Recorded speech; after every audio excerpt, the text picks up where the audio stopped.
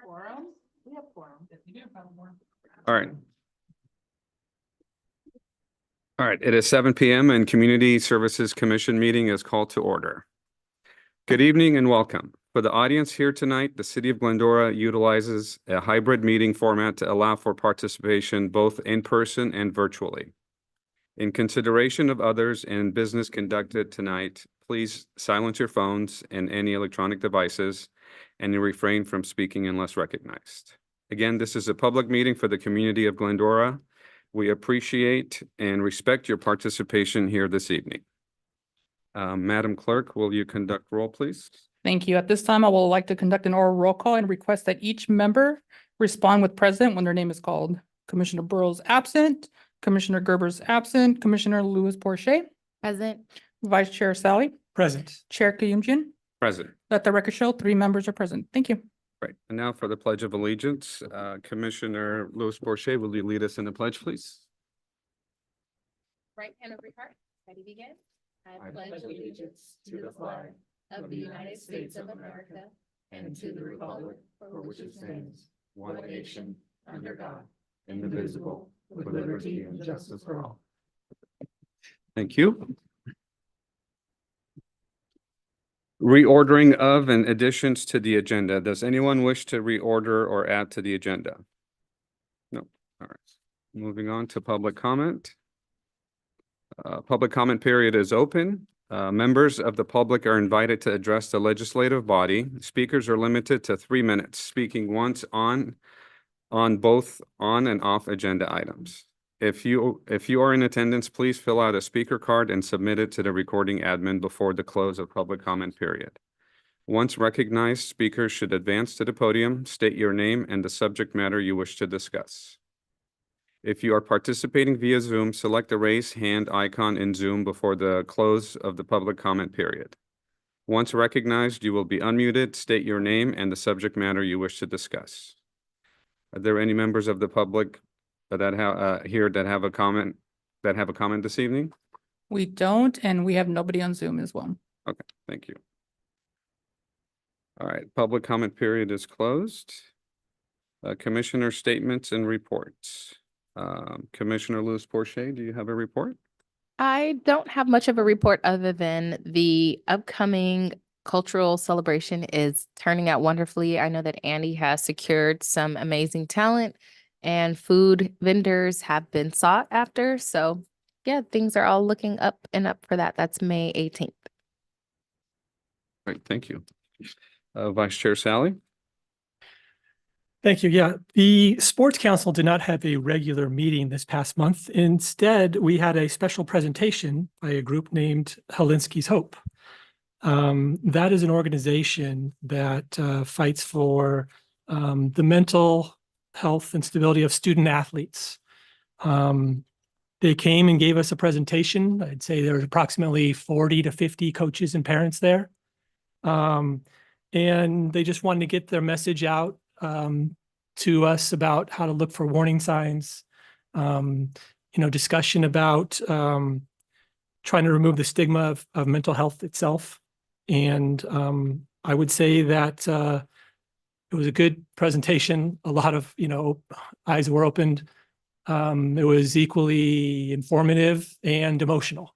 And so I think the group benefited a lot from it. So I thought it was a wonderful way for our group to spend an evening. Good message in a good organization. So Would they be, was that a one-time thing or would they be following up? no, there was no mention of follow-ups. But I do know that the Glendora softball, they were championing this event and they would very likely hold future sessions if there was demand for it. Sounds great. All right, thank you. And for my report, I was for the Glendora Trails Council. I was not able to attend the last meeting. However, I do have their dates for hikes. So the last winter hike is March 30th next weekend, and that's at South Hills Wilderness area. And then the spring hikes start April 27th. Little Dalton Canyon and Mystic Canyon Trails, and then May 25th at Colby and Colby Dalton Trails. And then the summer hikes will be announced next month for those dates. And also just a quick reminder, Glendora Trails Day is April 6th, and this time is going to be at the South Hills staging area. And usually this is a really big one, so and then just also a reminder for Glendora Earth Day, which is April 28th. I mean 20th, I'm sorry, 9 a.m. to 1 p.m. And that's it for my report. All right, moving on to consent calendar items. You forgot the director. Oh, sorry, my apologies. Director Aguirre, you have a statement? Yes, I do. Thank you. Good evening, Chair and Commission. Our annual Easter egg hunt, co-sponsored by Glendora Kiwanis Club, will be held next Saturday, March 30th. Will be held at both Finkbeiner and Gladstone Parks. Both parks will have a pancake breakfast starting at 9 a.m.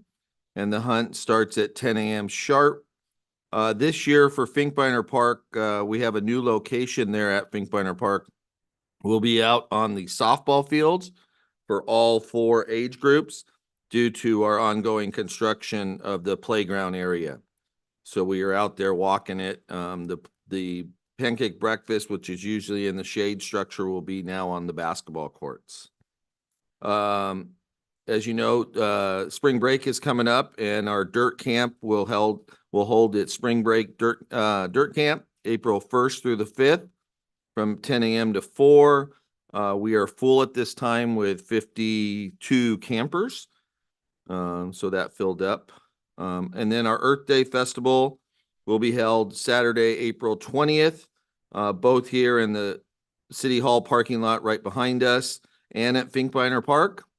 The collection activities for your shredding and your oil and your beverage will all be here at the City Hall parking lot drive-through. And then all other activities will be held at Finkbeiner Park in the bandshell area behind the Scout Hut and some at the Legion building. Our annual playground golf scramble for our foundation will be held on Monday, May 6th, 3:30. Cost is $25 per player. Includes golf and a hamburger hot dog dinner served by our very own transportation manager, Steven. Does a great job. And so you want to sign up your foursome at playforplaygrounds.eventbrite.com. We already have 4 to 6 foursomes signed up. So get out there, and it's a 4-person scramble there at Glen Oaks. We will be bringing you either in April or May a item about going dark in July and August. The council chambers here will be going under construction. They'll be redoing the sound system, painting, and some other stuff, carpet. So they will be done. So if we do want a meeting in one of those months, we'll have to move to the Bidwell Forum. So we'll bring that item to you. And then the shade structures down at Louis Pompey Sports Park, we're about halfway done. Fields 1 and 2 are complete. And on the softball fields, and field 5 football is complete. They were working on these in the soccer field 3, and hope to start on Monday fields 4 and 5 softball. But they look great. They're providing a lot of shade when we do our photos. So Kelsey's been running that program, and it's come out super. So if you have time, you can drive on in and take a look at those. And that concludes my staff report. Great, thank you. Now, moving to consent calendar. Items on the consent calendar will be enacted by one motion without individual discussion unless a member or commissioner has requested it removed for separate discussion. Does anyone wish to pull or comment on any consent calendar items? None? No. All right. Is there a motion and a second? So we have a motion by Commissioner Louis And Porcher and seconded second. by Vice Chair Sally. So I'll open up so you guys can vote and call an oral roll call votes. Commissioner Lewis Porche, Yes. Vice Chair Sally, Yes. Chair Kayumjian, Yes. motion carries 3-0. Okay, now moving to unfinished business, a report on South Hills Bike Park update. And here is Management Analyst Kelsey Fay to report. Good evening, Commissioners. Tonight, I will be reporting on the South Hills Bike Park update. So I'll quickly go over a little bit of history about how this project started. In early 2022, park staff discovered that unauthorized bike jumps were being constructed within the South Hills Wilderness area. Staff removed the jumps, but it became clear that the residents in the city were interested in an area that encompasses more than just trails to ride their bikes on. To gather input from the community, a community meeting took place on April 9th, 2022. During this event, residents were encouraged to express their thoughts and ideas on various aspects related to the project through vision boards. Spanning approximately 250 acres, the South Hills Wilderness Area features hiking trails and multi-use paths that connect to South Hills Park and the dog park. Introducing a bike park to this area would serve as a valuable enhancement, creating a fresh recreational space accessible to all visitors.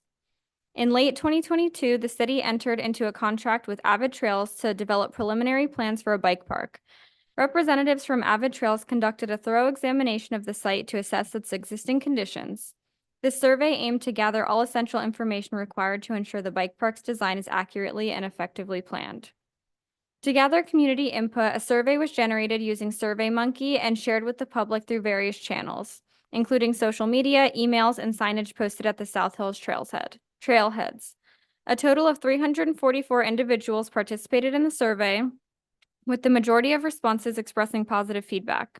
Among the respondents, 60% expressed their desire for mountain bike exclusive trails, and 75% indicated their interest in additional multi-use trails. Numerous requests were made for specific mountain bike trails and features within the bike park, such as pump tracks, jump lines, skill zones, and inclusive opportunities catering to riders of various skill levels.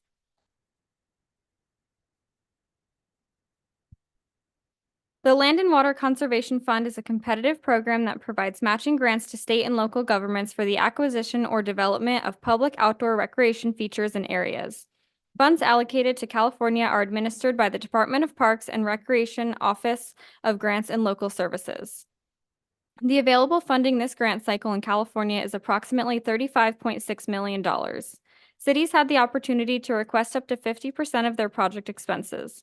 The projected cost for this project is around $2 million. Therefore, we are seeking a grant of $1 million to support this project. The deadline for submitting the grant application was June 1st, 2023. The city received notification in December of 2023 that we're one of the 16 projects that were selected to move forward with post-election federal requirements prior to being forwarded to National Park Service for review and federal funding approval. The proposed bike area is off of Glendora Avenue, just north of the 210 freeway. This slide has the conceptual design that we received last year, as well as the new trail loop that they proposed throughout the South Hills. The map on the right shows the existing trails, as well as the proposed new trail, which is purple. The conceptual design was an important part of the grant application and served as a compelling demonstration of the narrative in the grant application. This slide is the schematic design that we've received so far from Avid Trails. It's a little bit more detailed than the conceptual design and shows exact placement of each proposed element. As you can see on the map, there are beginner and intermediate advanced pump tracks, which are circular loop tracks consisting of rollers and berms that are designed to be ridden by pumping up and down to generate momentum instead of pedaling, as well as 3 different levels of jump trails, picnic tables, and viewing areas with shade, restrooms, and a new parking lot. We've been having meetings with community development, building, engineering, and Avid Trails to ensure that all requirements are being followed in the design stage. Staff will be preparing a report to take to City Council within the next few months to hire a CEQA consultant, a Section 106 consultant, and acquire approval for the rest of the design development and construction documents. We're working very closely with the Office of Grants and Local Services to complete all of the required documents before the end of this year to be forwarded to National Park Service in March of 2025 for final funding approval. This concludes my report, and I'd be happy to answer any questions at this time.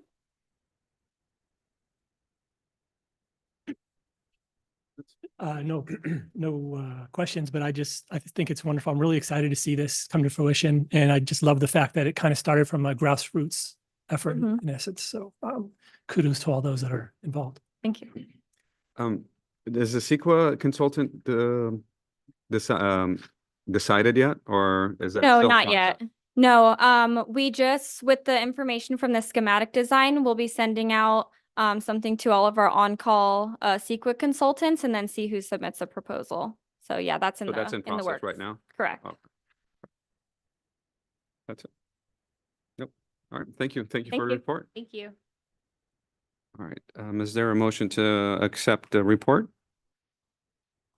I will motion and I'll do Right. it on the screen. And I will second. We have a motion made by Louis Porcher and seconded by Vice Chair Sally. Let me open up so you guys can do the votes. Commissioner Louis Porcher, Yes. Vice Chair Sally, Yes. Chair Kayumjian, Yes. motion carries 3-0. Okay, new business. Discussion on the cancellation of Community Services Commission meeting for April 2024. And Administrative Assistant Megan Stone is here to report. Good evening, Commission. Tonight, I will be discussing the cancellation of the Community Services Commission meeting for April. Unfortunately, the PowerPoint was uploaded incorrectly in your packet, but it is correct for tonight's meeting. In previous years, the April Community Services Commission meeting does not have a quorum due to the meeting falling on the same evening as the Citizen of the Year banquet. With conflicting schedules, staff is providing the opportunity to discuss the possibility of canceling April's meeting on April 18th in hopes that commissioners have the availability to attend the banquet if they wish. Staff is requesting that commission discuss and provide direction to staff about going dark for April 2024 commission meeting. This concludes my report. Right, thank you. Anybody? No, No. yeah, anybody I opposed? think it's No. a good idea. Yeah. Yeah. Should definitely support that. And who was the citizen? Is Cliff this year? Yeah. Cliff Ham. Yeah. No. He knows, Okay. yeah. Yeah. Oh, sorry. No. Okay, is there a motion to accept? We do. We have a motion made by And a second. Commissioner Louis Porcher and seconded by Vice Chair Sally. I'll open up. So we have Commissioner Louis Porcher, Yes. Vice Chair Sally, Yes. Chair Kayumjian, Yes. motion carries 3-0. I need to speed up my clicker. Okay, now, selection of award recipients for the Kirkpatrick, Dunham, and Harper Award. And here to speak on that is Administrative Assistant Megan Stone. Thank you, Chair. Tonight, I will be presenting the selection of the award recipients for the Kirkpatrick, Dunham, and Harper Award. Annually, the Community Services Department honors individual Glendorans for their outstanding volunteer service to the youth and senior citizens of our community. The Kirkpatrick Award is awarded to an outstanding adult who has provided extraordinary service to the youth of Glendora in the area of sports. The Dunham Award is awarded to an individual who has made outstanding contributions to the youth of Glendora in an area other than sports. The Harper Award is awarded to an individual who has made outstanding contributions to the community's senior population. This year, we received a total of 3 nominations, 1 for Kirkpatrick, 1 for Dunham, and 1 for the Harper Award. Staff recommends that the Community Services Commission discuss and select the winners for each award. This concludes my report. Great, thank you. Anyone wish to discuss further? It doesn't look like there's much to debate on. Yes, I think we know. unanimous? Yeah, sure. Should we read some of their resumes to give them a little Yeah. recognition here? I mean, I don't mind reading, Yeah. as the sports council representative, I'll proudly read if I can find it. Hang on, sorry. Where's my? I am doing my best. Here we are, the clip. Linda Dunham, right? Exactly. Yeah.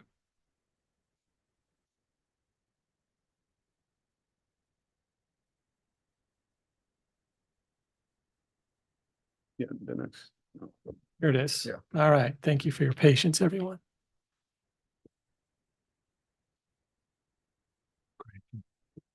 In the vibrant heart of Glendora community, where the spirit of baseball intertwines with the values of sportsmanship and camaraderie, there stands a figure whose dedication and service have not only shaped the Glendora Pony Colt baseball program, but have also touched the lives of countless individuals. It is with profound admiration and respect that I nominate Ms. Linda Denman for the prestigious Ed Kirkpatrick Award, a recognition that pales in comparison to the monumental impact she has made over the past 25 years. Linda is not just a name, she's an enduring legacy within the Glendora Pony Colt baseball program. Her multifaceted roles as league president, head of field maintenance, snack bar chef, tournament director, and a nurturing figure to all the young athletes exemplify an unparalleled commitment to the sport and its participants. Linda's tireless efforts ensure that the program not only thrives through its seasonal offerings, such as Pony Colt All-Star tournaments, winter baseball sessions, and the fall ball wood bat programs, but also fosters a sense of belonging and community to all the boys and girls who partake. Beyond the field, Linda's humanitarian spirit shines brightly through her initiative to organize fundraising tournaments, providing a beacon of hope and support for families navigating the turbulent waters of loss and adversity. Her dedication to honoring the memory of Chris Vega, a cherished local athlete whose life was cut short by leukemia, by sponsoring an annual blood drive in collaboration with the City of Hope, is a testament to her compassion and giving nature. Linda Denman embodies the essence of selfless service, her actions driven by a deep-seated love for the youth of Glendora and an unwavering commitment to offering them a platform where they can not only refine their athletic prowess, but also offers invaluable life lessons through the medium of baseball. Her contributions extend far beyond the diamond. They nurture the growth and development of young individuals into responsible, resilient, and compassionate members of society. To say that Linda is deserving of the Ed Kirkpatrick Award would be an understatement. Her life's work, characterized by sacrifice, hard work, dedication, and an indomitable spirit of giving, sets a gold standard for community service and engagement. It is with the utmost confidence and enthusiasm that I present Ms. Linda Denman as a nominee for this esteemed accolade in recognition of her remarkable journey and the countless lives she has enriched through her devotion to the Glendora Pony Colt baseball program. Great, thank you. And I will read the William E. Buck Dunham Award recipient, and that is Greg and Judy Gilman. The William E. Buck Dunham Citizen of the Year Award recognizes those who volunteer in youth-oriented activities in areas outside of athletics alone. It is with great honor that I write this letter of recommendation to nominate Greg and Judy Gilman. This volunteering power couple has given countless hours to the youth in the city of Glendora, and time again have proven that no task is out of their wheelhouse. While serving on the Glendora Community Coordinating Council, the Gilmans' efforts and heart they put into chairing the Holiday Baskets program was remarkable. There are many parts and details that go into running this program successfully every year. Greg and Judy were involved from the food collection and pickup from various locations through Glendora, to sorting and packing all the collected food items and final product of distribution of the food boxes to families in need during the holidays. When the dust settled from this huge undertaking, they would provide the board with a detailed report of all that took place from start to finish, making a way for a successful event following year. At the general meetings each month, when the council would recognize recipients of the Youth Recognition Award and the Humanitarian Award, Greg faithfully photographed these recipients receiving their awards, so they could go alongside the written biographies that were sent to newspapers for publication. Judy served at different times as hostess, greeting all the guests at the luncheons. The Gilmans have dedicated their efforts to the Glendora Coordinating Council, Glendora Welfare Association, Kiwanis, and are very active with the auxiliary within the Glendora Police Department, along with myriad of events the auxiliary tackles. The Gilmans are personally instrumental in, here's a list of all that they're involved in, Pack the Patrol Car, a program where Greg currently chairs. They collect donated backpacks and school supplies for Glendora Unified School District students in need. Child fingerprinting, Judy is the police department's primary fingerprinter. Coordinating council holiday baskets. Greg drives his truck to pick up the canned foods from Glendora High School and collection spots and help sort through the completion. Earth Day event, Greg works the booths. Halloween in the village, Judy works the booths. Records department, Judy assists by filling various documents, permits, and all other pertinent documentation. Overnight parking passes, Greg inputs the yearly parking permits into the system. The Gilman's selfless dedication to the youth in our city is commendable. Greg and Judy are true treasures of Glendora and are welcoming and well-deserving of this fine token of city's appreciation. So we're very proud to bestow this award on them, Greg and Judy Gilman. Thank you. And I'll go ahead and read the last one. Regina Day Dolder. Did I say that right? Ooh. Older. How do you say? D. Dolder. Dolder. Oh, D. Dolder. Okay. Has been an integral volunteer helping the senior community of Glendora for many years.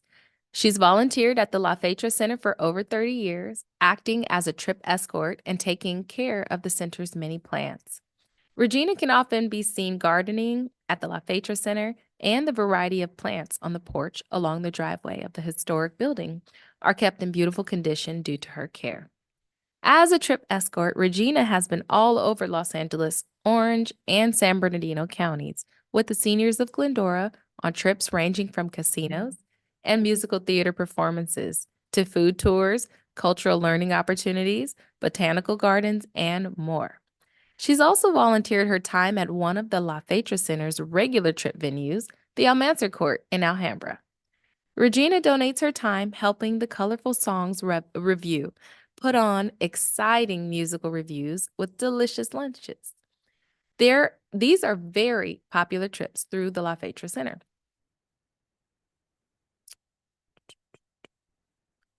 And let's see, there's a second page, excuse me. Sure. Outside of her work through the La Fetra Center, Regina spearheads a food collection and donation program in Glendora using the Vons and Albertsons Monopoly game cards. She sets up collection boxes at the La Fetra Center and other locations for people to donate their Monopoly tickets. She uses the tickets to obtain food items and coupons to be donated to local food banks, including Shepherd's Pantry and the Veteran Success Center at Citrus College. Regina's extensive volunteer history in Glendora is nothing short of inspiring for everyone she impacts.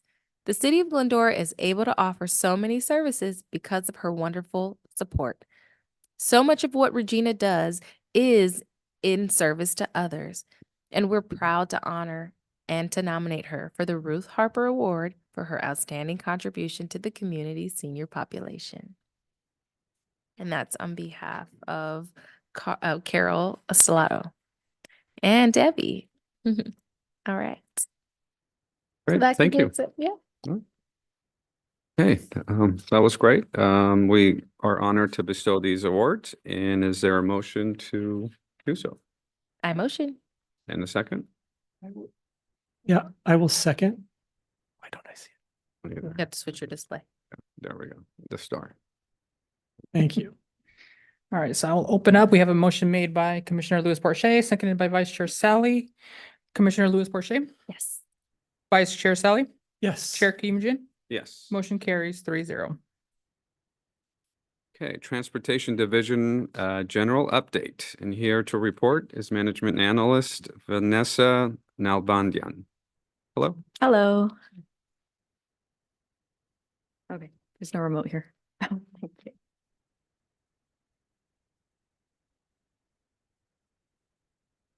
Tonight I'll be presenting a general update for the Transportation Division.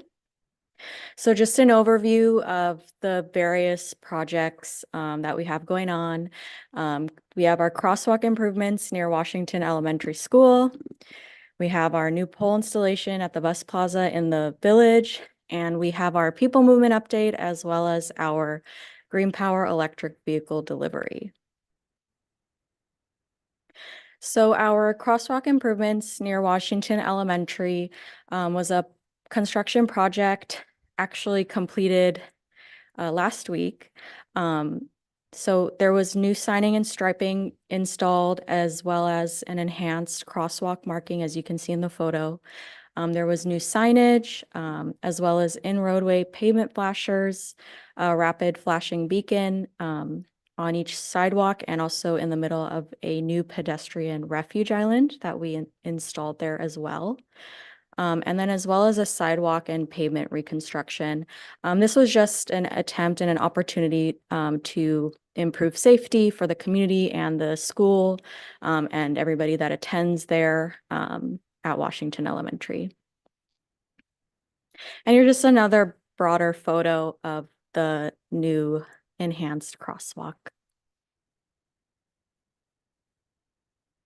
Moving on to our next project, we had a new pole installation.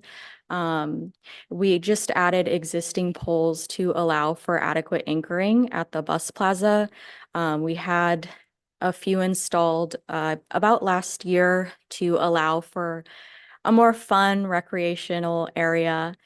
So we did have to install a few more poles in there to be able to hold any installation and future installation. That was also completed in early March. So a people movement update. The city was awarded $1 million to help fund phases 2 and 3 of the San Dimas Wash Trail by the California Department of Parks and Recreation. So that's exciting. It's an urban trail that includes 1.5 miles of new multi-use trail, security gates, as well as safety fencing, seating signage, and also bike amenities. So design work is actually anticipated to begin in April. Sorry for the PowerPoint. I have to submit these a little bit earlier and things get completed. Another exciting thing that happened actually back in October was we got 2 of our new Green Power electric vehicles. So they're about 30-foot buses that arrived last October. They're fully electric. They have a 100-mile range, which is pretty great for a giant vehicle of that size, honestly. And it has a 22-person seating capacity. And Southern California Edison will begin the infrastructure work at our Parks Yard for the installation of electric chargers that'll be able to charge these vehicles and any future electric vehicles that we intend to purchase as part of our fleet electrification. So my recommendation is to receive and file the report. I can also answer any questions that you guys may have. Great. Thank you for your report. Thank you. I just have one question. The electric buses, are those to supplement our current stock of buses, or is it to replace So they're gas-powered ones? Yeah, so they're to actually replace a few of our older vehicles. So right now we're in the replacement phase. And then we all are also looking to expand our fleet, given various grants that we're planning on applying for. What's the goal? The goal is part of our zero emission bus rollout. The goal is to go fully electric. So this is the first kind of attempt at Like that. how many buses is, Uh, is adequate for people so- moving? So right now we have 10. Okay. Stephen, would you like to, what do you Yeah. think? Yeah. Okay, yeah. Oh, that's- So yeah, actually, that's a great segue into, Great. Well, thank you for your report. yes. All right. Is there a motion? I motion. All right. And I second. Yes, so I'll conduct an oral roll call. Commissioner Louis Porche, Yes. Vice Chair Sally, Yes. Chair Kim Jun, Yes. motion carries 3-0. Great. Thank you. Okay. On to short range transit plan update. And here's management analyst Vanessa Nalbandian. Hello again. So I'll get to your answer very shortly. Okay, so part of City of Glendora Transportation Division, we just began a Go Glendora Transit Plan. So this is the first transit study within the city.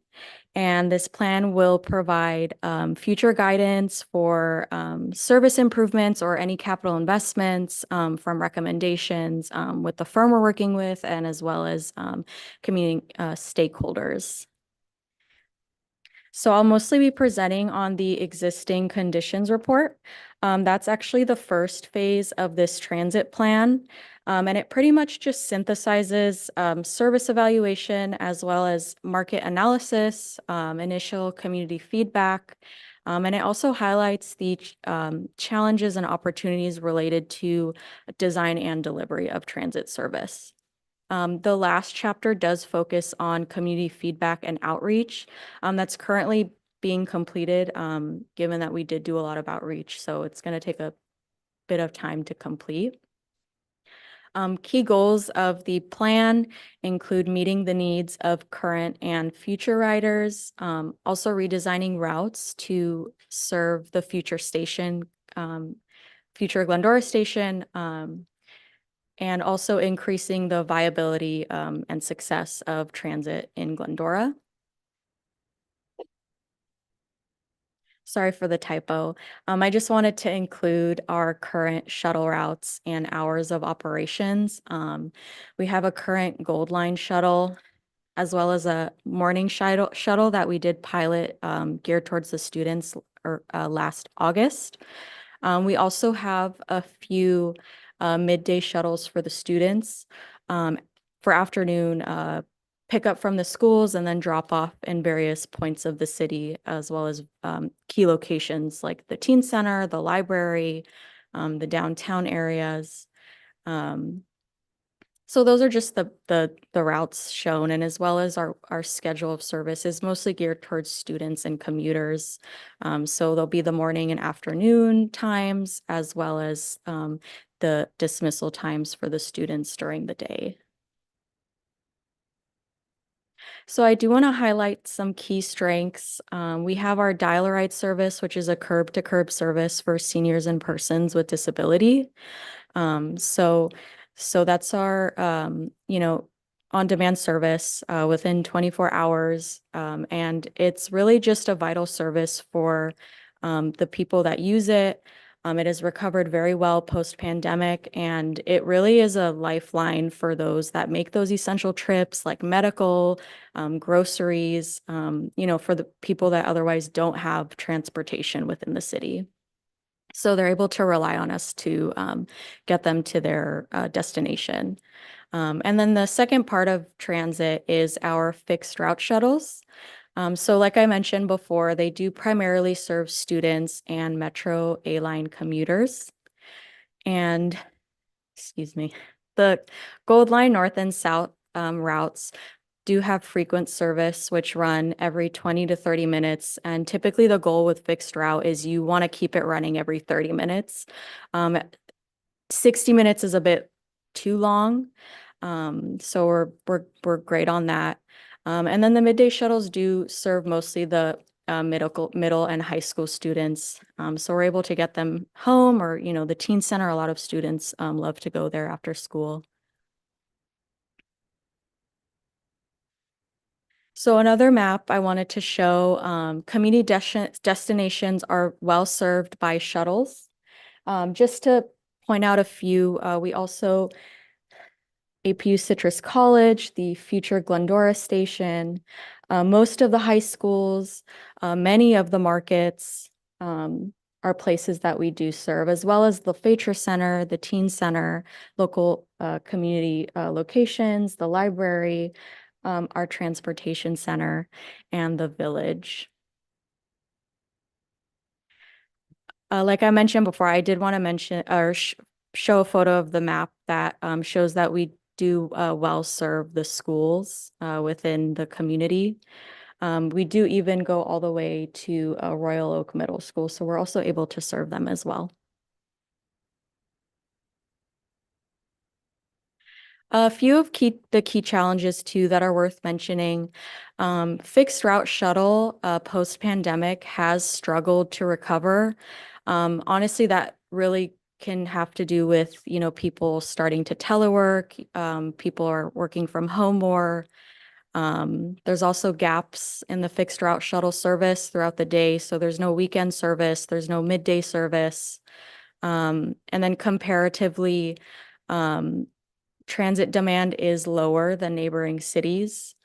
So just the transit need here is a little bit lower than the cities that are surrounding Glendora.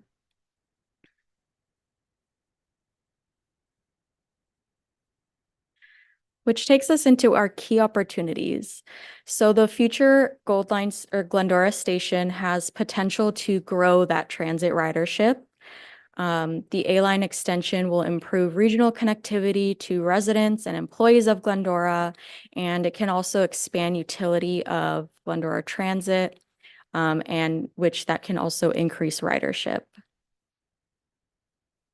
So next steps will be finalizing the existing conditions report with the community feedback and outreach section. Also to develop service concepts based on the analysis and input from all stakeholders within the community.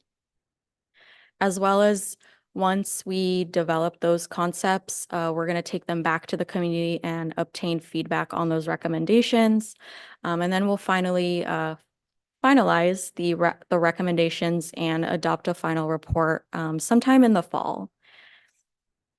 And then to kind of touch on your previous question, that does go hand in hand with this project. So part of the community outreach and kind of gauging, feedback, clients' wants and needs, we're going to kind of figure out, do we need more vehicles? Do we have enough vehicles to, service the demand? And also that, brings in the question of funding and that sort of thing. So we have yet to discover those variables. Great. Thank you for your report. Thank you. I can take questions. Comments, questions? Just one quick question. How was the student engagement during the pilot period? So the morning pilot shuttle, it's a little bit low. Yeah. So it's a little bit low. We've tried to kind of market it. It may be an issue where there's just not enough marketing. I know we've attended PTA meetings. We've tried contacting schools, the district, to kind of get the shuttle out there.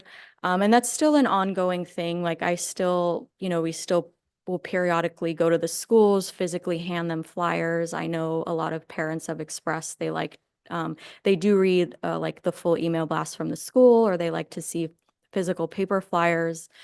So it's still a work in progress sort of thing. But I would just say more marketing for it. But there are people that do take the morning pilot. Thank you. Great job. All right. Thank you. Thank you. Thank you. Okay, is there a motion to accept the report Yes, I move to motion. and a second? I will second.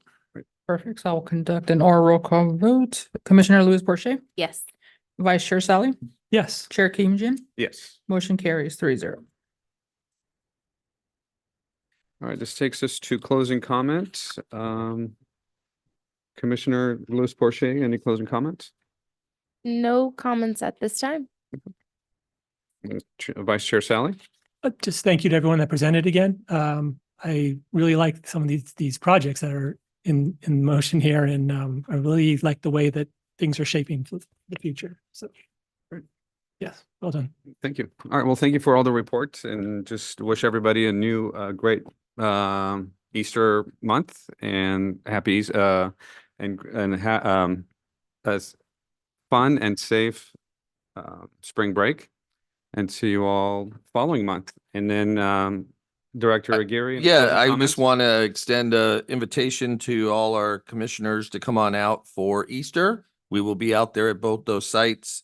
Come on out and see. You got to get there before 10 because by 10:02 it's over. But come on out and see what we do. Right, thank you. And with that, this meeting is adjourned at 7:40.